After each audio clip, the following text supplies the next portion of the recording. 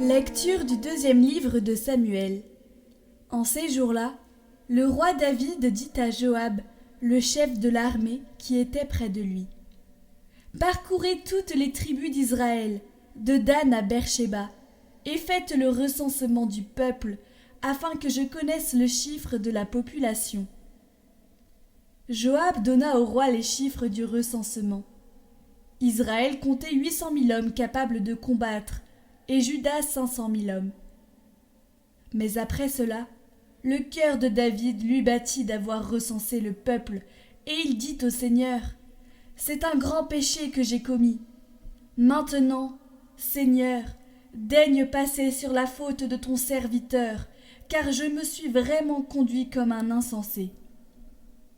Le lendemain matin, David se leva.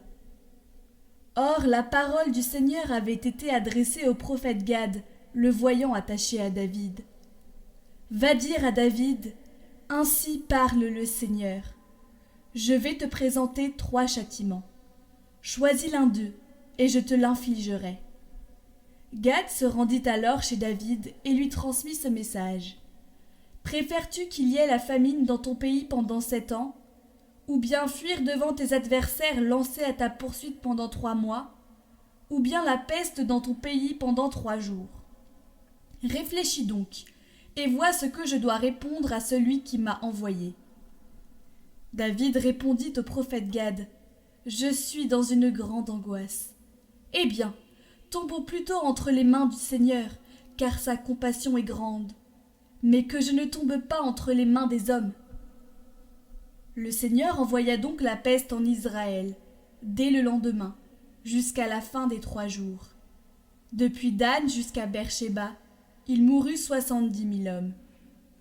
Mais lorsque l'ange du Seigneur étendit la main vers Jérusalem pour l'exterminer, le Seigneur renonça à ce mal, et il dit à l'ange exterminateur: Assez, maintenant retire ta main. L'ange du Seigneur se trouvait alors près de l'aire à grains d'Arona le Jébuséen.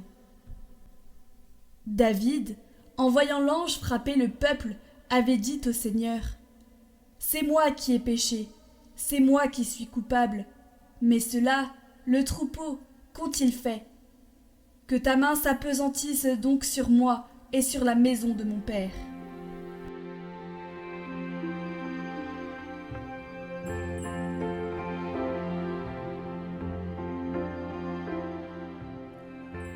Évangile de Jésus-Christ selon saint Marc.